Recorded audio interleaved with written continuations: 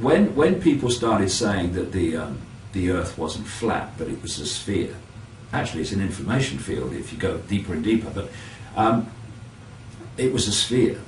People said, some people said, that's impossible because people on the bottom would fall off. Mm-hmm.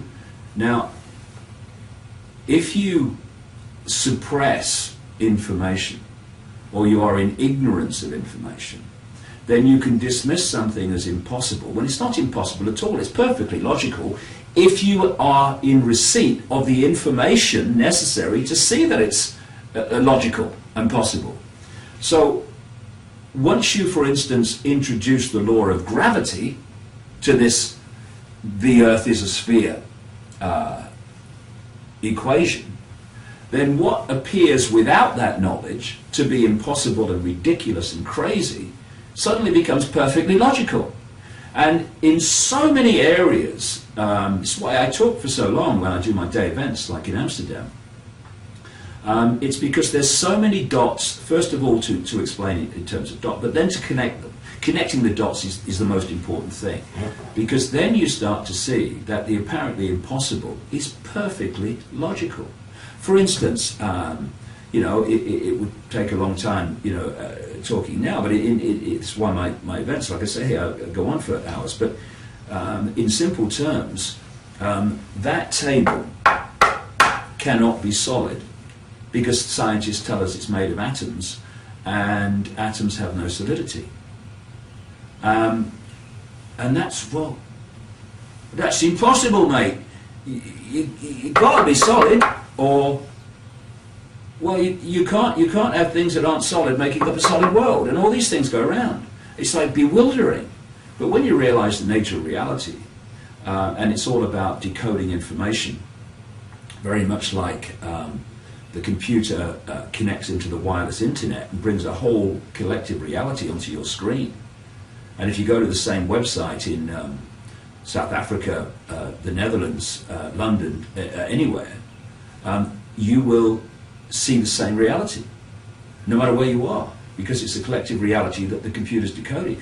Once you realize that we are decoding reality through this, what I call body computer, then you realize that the illusion of solidity comes from the decoding process, and that what we call atoms are merely part of that decoding process.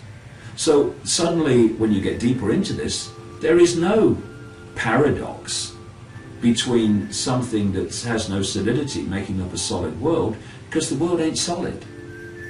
You know, when you take a computer game on the computer, or you go to an internet and you watch a video or whatever,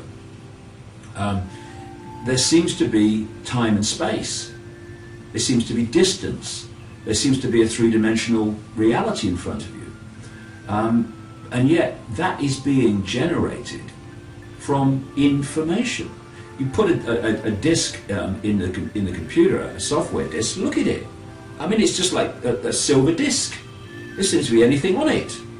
But you put it in the tower or whatever, and that information is decoded into apparent time and space on the screen.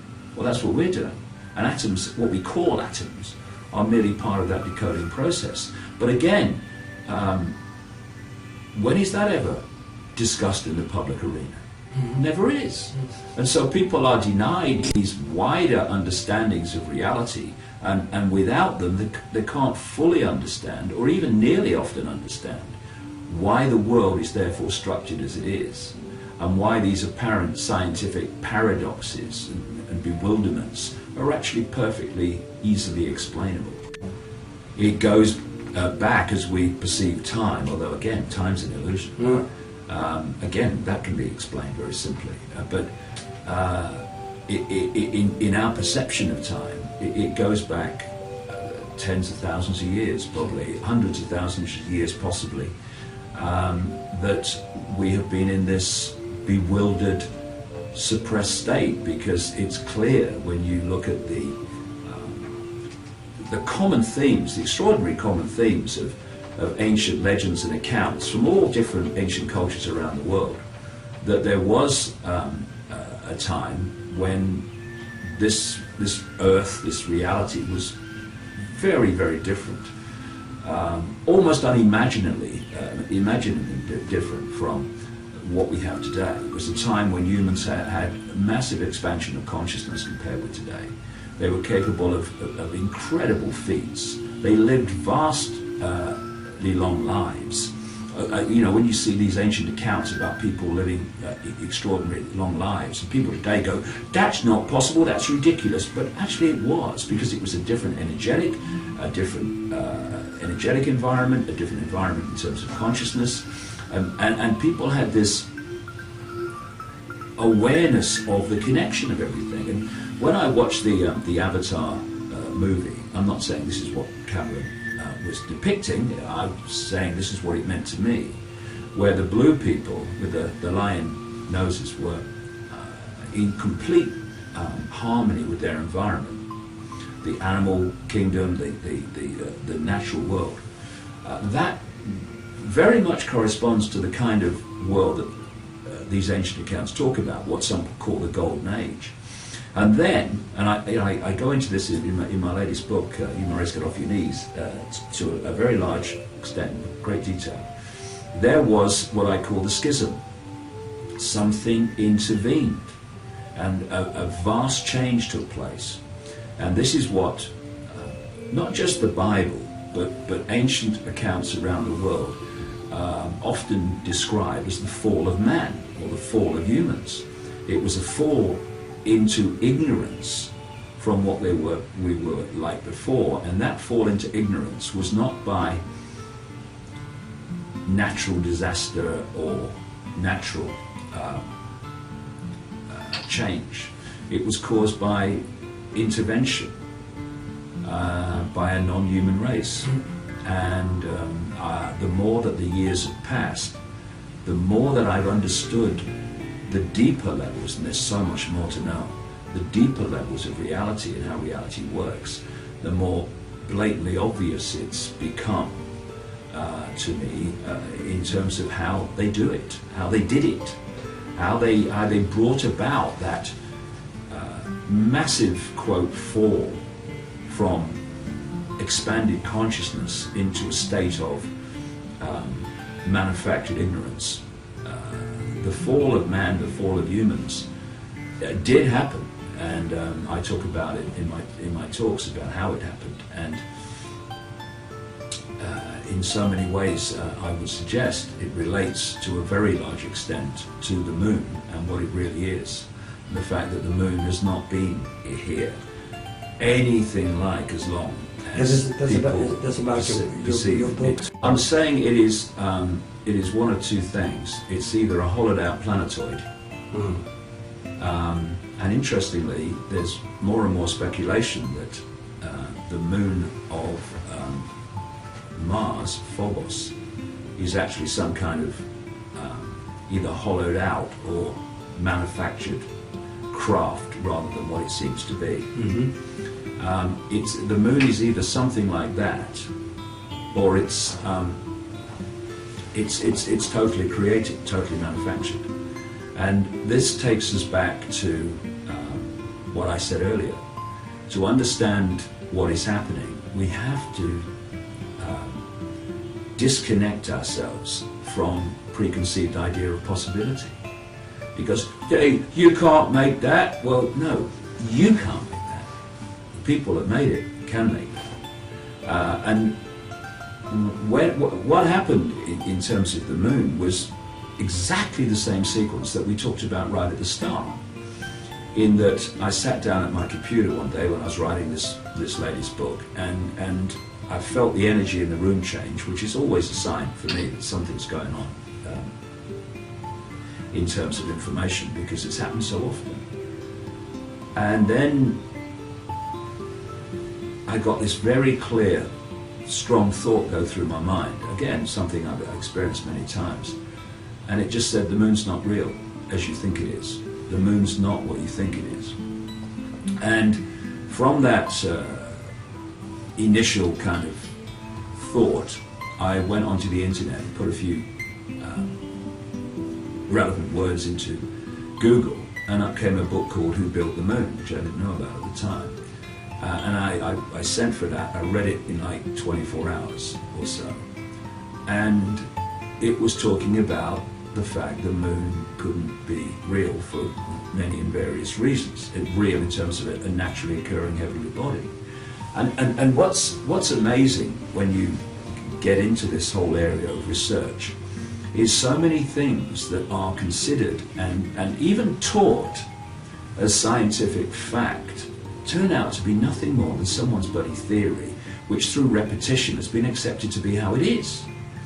And they don't, the truth is they don't know where the moon came from or how it was formed. And it's interesting because when you're born into the world, you tend to accept the way the world is as the way the world is. So you're born into the world and the moon comes up. And the moon comes up time after time after time after time.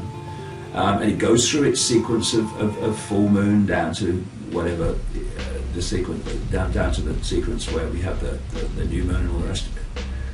And you kind of accept it because it's there. But when you start asking questions about it, it's like, I never knew that. First of all, they have no idea where it came from. The theory that they'll quote to you, if you say to mainstream science, how was the moon formed? They'll say, well, a Mars-type planet crashed into the Earth in its kind of early formation, and a great chunk came off and became the moon. And then when the physics of that didn't work out, that was called the whack theory, or the big whack theory. And then when the physics of that didn't work out, they came up with the double whack theory, which is that the Mars-type planet hit the Earth, went away, and then came back and hit it again. And the truth is, they haven't got a clue how the moon was formed. As one scientist said, the only thing you can say about the moon is it must be observational error, because it shouldn't be there. It's far, far too big to be a satellite of a planet the size of the Earth. It's bigger than Pluto, you know? And as you know, one scientist speculated that the Earth, with its magnetic field, might not have any satellites at all. But if it did, it should be a very small satellite, he postulated, maybe 30 miles around. This moon is 2,100 odd miles around. And so it shouldn't be there. And so if you want to know what's happening, you look at these anomalies and you go, okay, there's something to follow up here. There's something to play out, to see what this moon's all about. But what most people do, because of their preconceived idea and their manipulated sense of possibility, is they won't do that. They'll dismiss it. The moon, don't be stupid, you're mad. Reptiles, now the moon's not real, you're not right in the head, mate. But what I am is someone that wants to know what's going on, wants to know how things are so we can do something about it. And if people want to call me crazy or dismiss me, well, they have a right to do that. Couldn't care less, mate, you know, couldn't care less. It's not even water off a duck's back anymore, you know. But yeah, okay, I'm crazy, all right. I'm pleased for you. But what I'm interested in is what's happening, and I will go on pursuing what I believe I need to understand, no matter what people say to me. You know, you don't want to believe the moon's not what you think it is? Fine. You believe what they tell you it is. I don't have a problem with that. But don't tell me what to think and don't tell me what to do, because I won't have it. And that's the only way you're going to actually find out what's happening in the world, when you're prepared to go to places where you know you're going to get ridiculed, you know you're going to get dismissed, but they're places you need to go if you're going to take the next step down the rabbit hole. Free our minds from the programming that turns infinite consciousness, having an experience, into a four-legged animal from which we get wool, that have lost the ability to decide perception and reality for themselves and have to have it decided for them.